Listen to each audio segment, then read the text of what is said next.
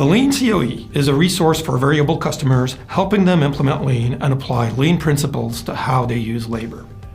In this video, you'll learn how a company can start doing Lean with very little prior knowledge or experience of it.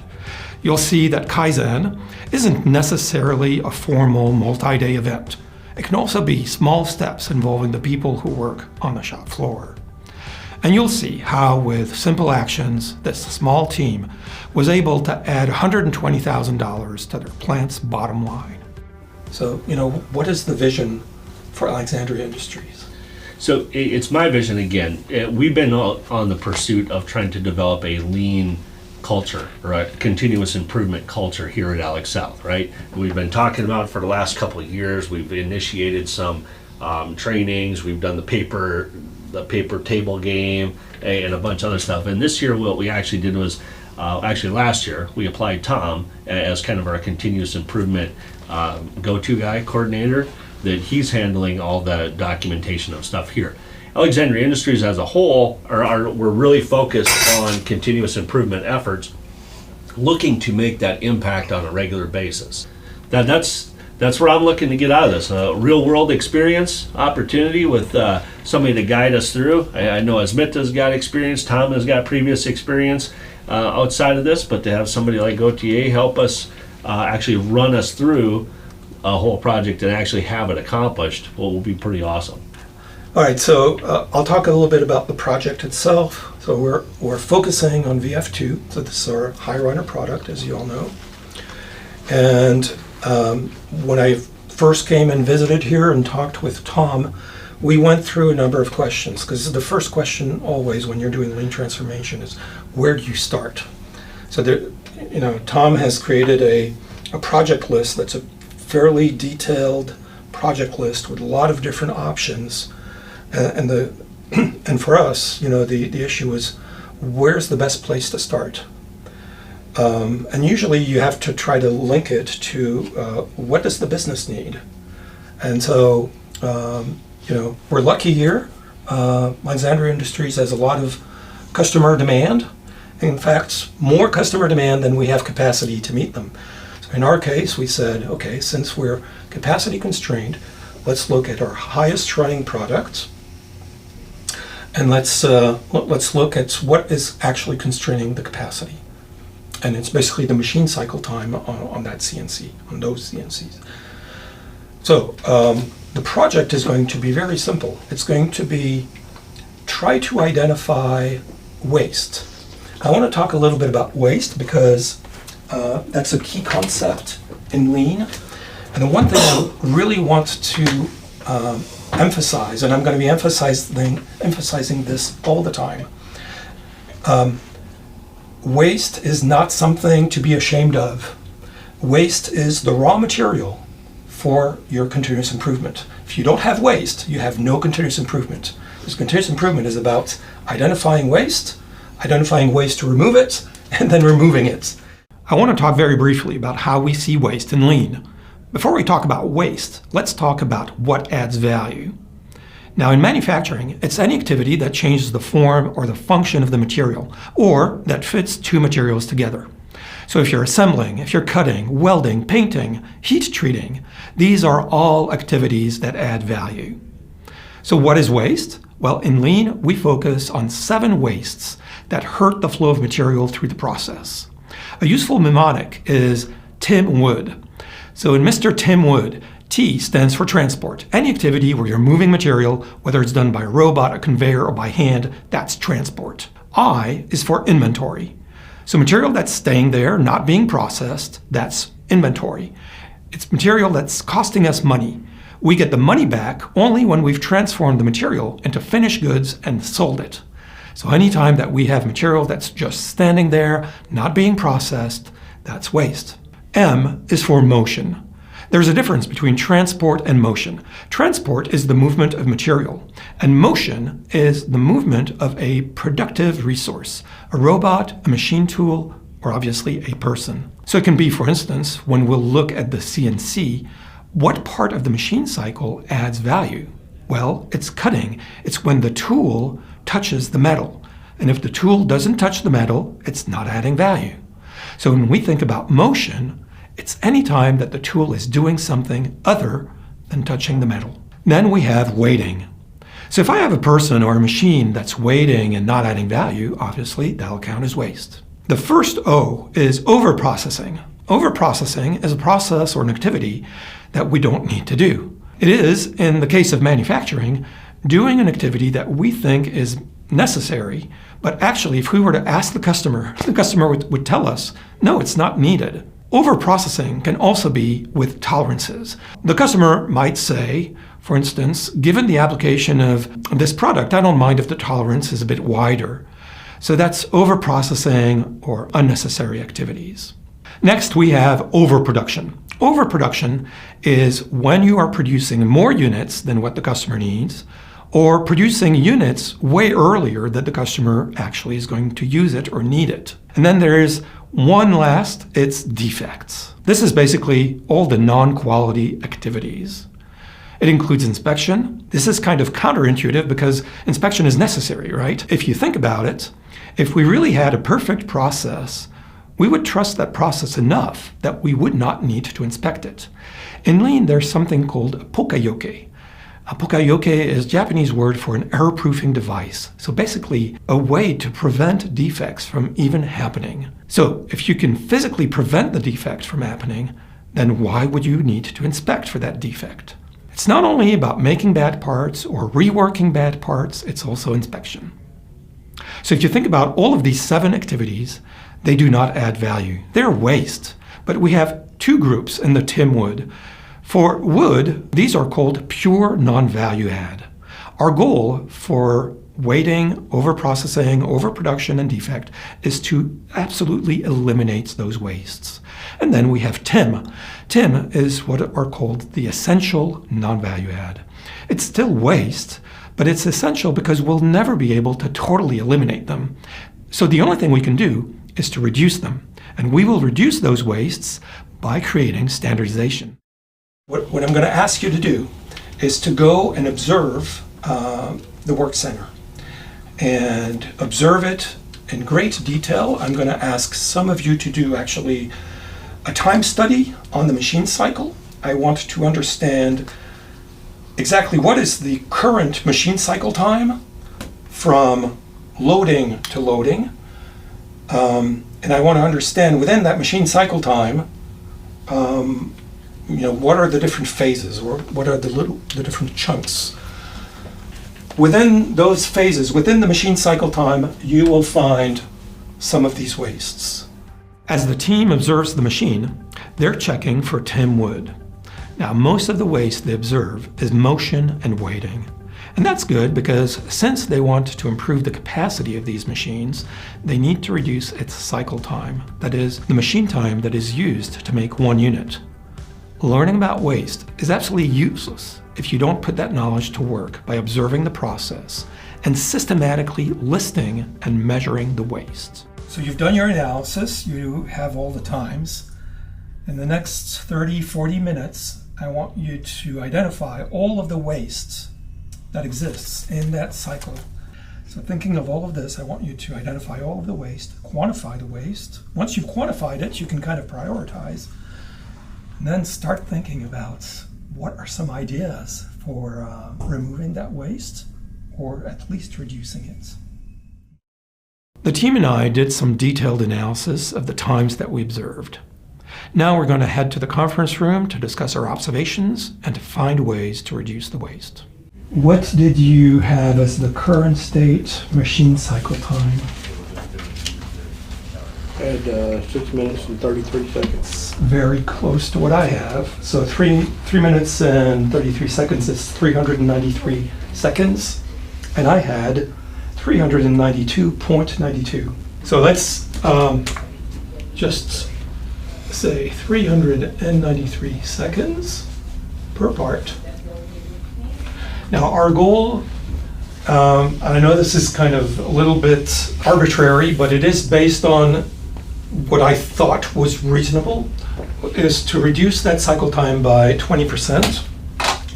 That means our goal is a machine cycle time of 314.4 seconds per part. So we have to find 79 seconds of waste. If we do that, we increase our production capacity by 25%. So for now, Doug, I'm going to hand it over to you. What did you see, right? So when you did the analysis, where did you see the waste? Can you quantify it for us? And then what do you think we could do to remove or at least reduce that waste? The thing that stood out the most was the motion. Mm-hmm. That's probably going to be the biggest winner. Yeah. And then we had dwell time with the robot. Now, when you say dwell time with the robot, can you? That's what the door opened. Okay. And whenever the machine door was open, there was a dwell time there. Of course, the robot is setting up the next part. Yes. But the speed in which it operates and the different tasks that the robot's completing, Yeah. there might be some opportunities there for improvement. The other thing that I saw that we really need to probably address is the amount of time that it takes to probe. That's definitely one that was fairly long that we could probably reduce some. Did you have the time for the probe? Yeah. Like Yeah. 51 seconds. That's what I have. Yeah, I have 50 seconds. We went down each of our lists and discussed the rest of the waste that we observed in the cycle. So let's think about our improvement ideas for countermeasures. And here, don't limit yourselves. Anything that you feel could be an improvement, whether in the end we pick it or not, it doesn't matter. What matters is to have the longest possible list of improvement ideas. The one that you and I spoke about the other day is very logical, and it's probably even practical, and that would be to elevate that A-axis. Mm-hmm. And that's to reduce the that Right. vertical motion time. That would be correct. Mm-hmm. So that would, we believe, that would be where we get our 15 seconds of saving, correct? That would be for that, yes. Good. So we got 15 seconds already. We continued to go through all of our improvement ideas to quantify just how much time could be saved on this cycle. All right, so we're good. I think we have, if we were able to do all of these things, we would exceed our goal. What we need to do now is we need to create an action plan. What do we do? When do we do it? We have our expectations. And here, I'm not needed for that, but I would like you, if you could, maybe Tom, you can do it, just send me updates on which of these actions you're going to experiment with or try out. Okay. And then as you try them out, send me an update to say how much time it actually saved. So from here, I left Tom, Asmita, and the rest of the Alexandria team to begin working on their newly made list of improvements. However, after a couple of weeks, I talked to Chris, and I was told there were some internal blockers halting their progress. I immediately scheduled a meeting with the team to get to the bottom of the issue. Gautier called me on Friday and we had a little bit of a conversation, and as we were having that conversation, I realized that I was the problem of this whole thing. And where I came down to that is because, again, as I've been with the Alexandria Industries Group and we've been working on this, creating a continuous improvement culture, I found out I am a version of my mother, do as I say, not as I do. Type of a thing. I've been telling and selling to everybody across Alexandria Industries to focus on the small stuff. Focus on the little things. Focus on the big win, or the simple, easy wins, the 2 seconds, the 5 seconds, the 1 minute, the things that can be accomplished within 30 minutes. With that, I'm just going to apologize to everybody that I've pulled this apart and kind of tangled it into a bunch of different directions. I've stolen some of your thunder for CI of stuff that could have easily been captured in dollars that should be captured as we're doing this. And then to hand this back off to Gautier to help us drive this, again, how do we focus on the little wins and how do we make sure that we're implementing all the little ones as much as possible. So again, with that, I'm gonna hand it right over here to Thing. And again, thank you for calling that out, because it was a awakening moment for me to say, oh, you idiot, you're the problem. Thank you, Chris. So, yeah, so first of all, I couldn't be happier with what the team has done in terms of you were able, in a few hours really of work, to identify well over $100,000 worth of improvement to the bottom line. Now I've got a new challenge for you guys. So, and I'll start maybe with a question. How many of you know, or what would you say is your best guess about the failure rate of lean initiatives? 90%. Yeah, we're pretty high here. But that's across the It's board. very high, yeah. So depending who you ask, anywhere between 70% and 98% of lean initiatives fail in the sense that, they don't reach the target that they aimed for. And next question, why is that? It's not because somehow, people are kind of, there's a hidden secret to lean that nobody is telling you guys. All of the knowledge about lean, all of the reasons for why lean initiatives are so difficult to carry through, that's well known. And actually, it's pretty much free on the internet. So why is it that we are still encountering this failure rate? It's because, and this is my challenge now, there's a difference between knowing and even believing and actually doing. And so the big challenge with lean is it is a different way, not just a different way of thinking, it's a different way of behaving. It's a different way of acting on the moment when something happens. And that's the challenge now for this team as we move to the next stage. And I thought, when I was talking with Chris on Friday, I thought this is the perfect moment to introduce this challenge.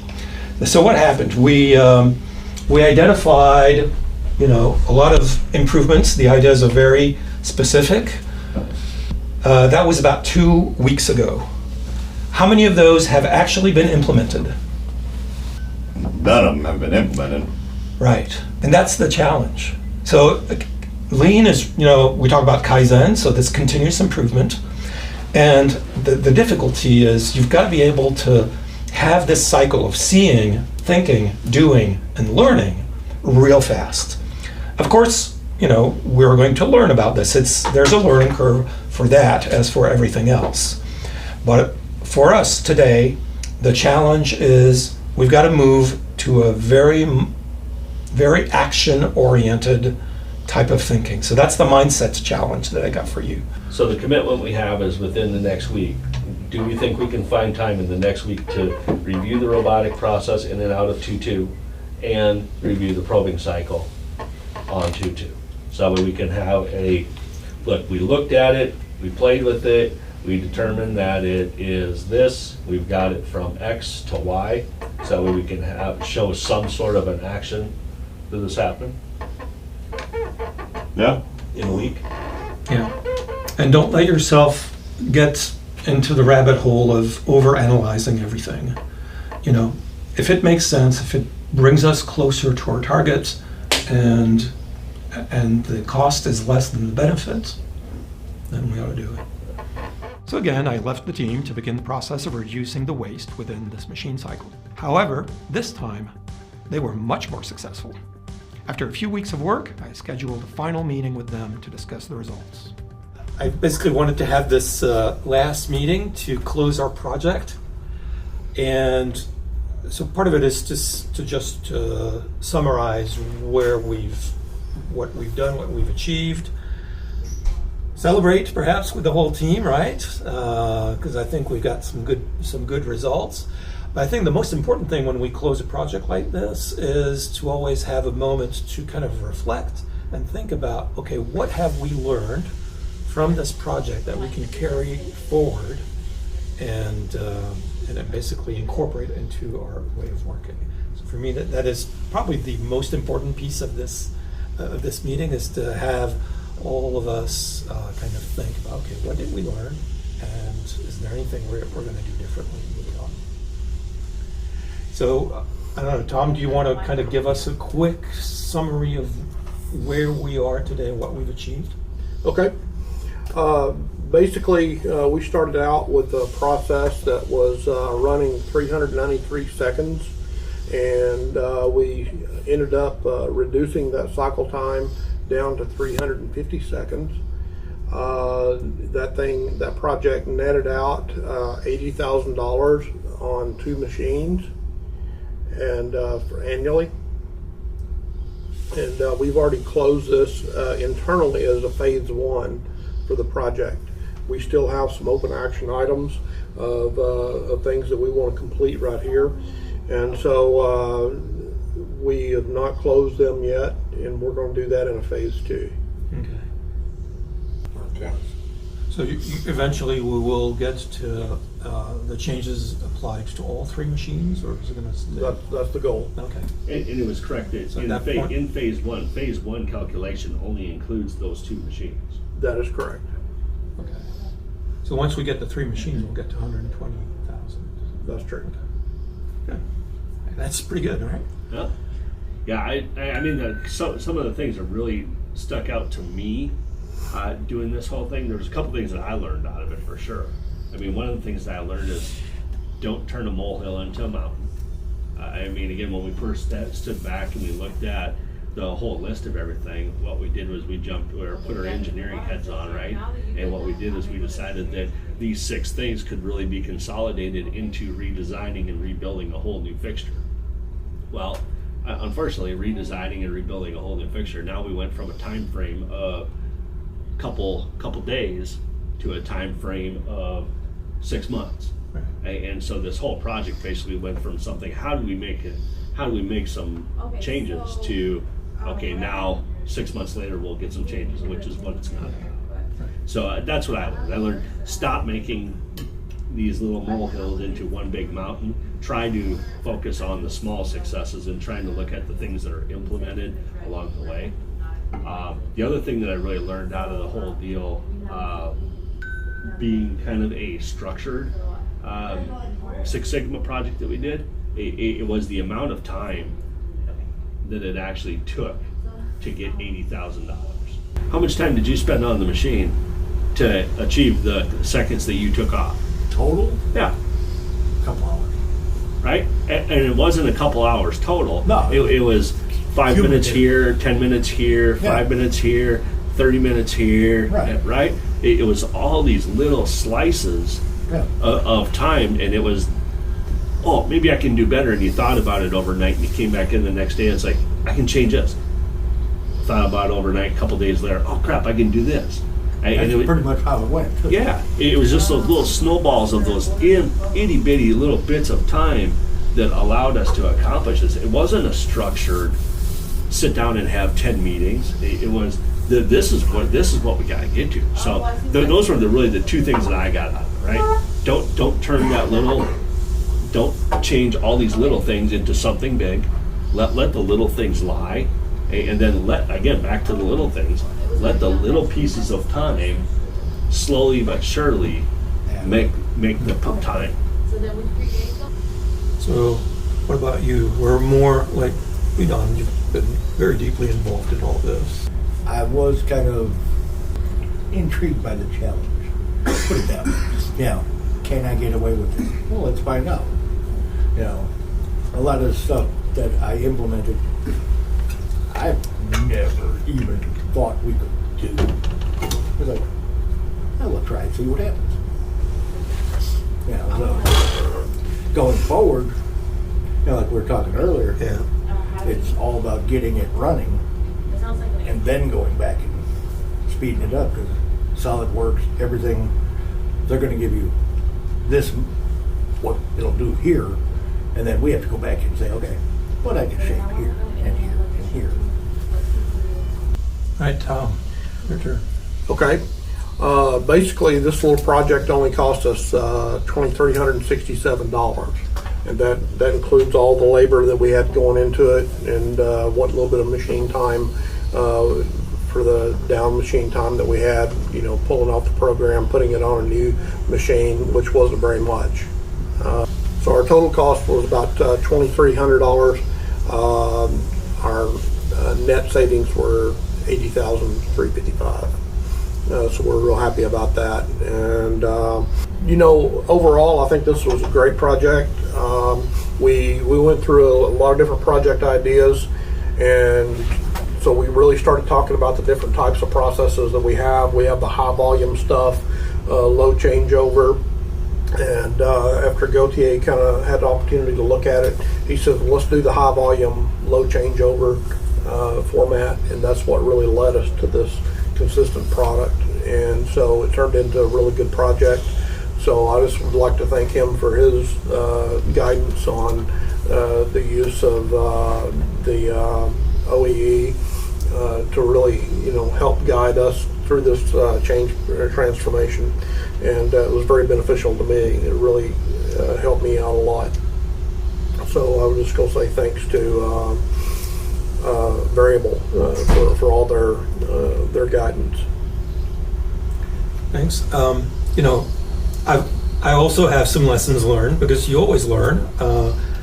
Two things, really. One was one of the initial quandaries I had was, would this be like a Kaizen event where we'd spend basically maybe 3 or 4 days together, just nonstop thinking and working on how to achieve this, or would this be better set up as a more traditional project where we identify? And I think we all come back to the same question, which is it's better to work in small pieces incrementally. Don't try to climb the mountain all at once, and just do it step by step. So I think that was, for me, a lesson learned. The other thing is, to me, it is amazing what can be achieved when we start with just some very basic principles. We needed to know, where do we need to focus? And we said, okay, well, in a situation where we have limited capacity, we look at where our bottleneck is, and that's where we need to focus. And then after that, the only thing we really needed to do was understand, those 7 wastes. You remember the training we had on day 1 was the 7 wastes. And I think people tend to really underestimate the importance of focusing on those 7 wastes, because really all of the things that you guys came up with, they came from identifying the waste. Once you identify the waste, it's like you've defined the problem, and when you define the problem, half of the work is done. And so for me, I would say the 2 lessons learned is, work in small steps incrementally, which is really what continuous improvement is all about. And focus on the basics, which in this case is understand the waste, because that is the first step to any improvement. And I think in this case, you guys really proved that when we focus on the waste, there's a lot we can do. So, And those 7 wastes, that was that Tim Wood, right? that was Tim Wood. Yep. Yeah. So thank you, everybody. I think you can really be proud of what's been achieved, and I think it's just the very beginning, really, because what you've done on this machine, you can do pretty much anywhere. So what do we learn from this example? 2 very important things. First, forget about how lean isn't for my business, or it's too complicated, or it's only for big companies. Lean is fundamentally simple. It's about leveraging the people who work on the shop floor to identify waste. And once you've identified waste, you're halfway to eliminating it. So trust your people. They're capable of much more than you think. The second thing is it's about leadership. As a leader, you don't need to know everything. In fact, you can't. As a leader, you must set a goal, and you must remove the rocks on the journey that your team has started on.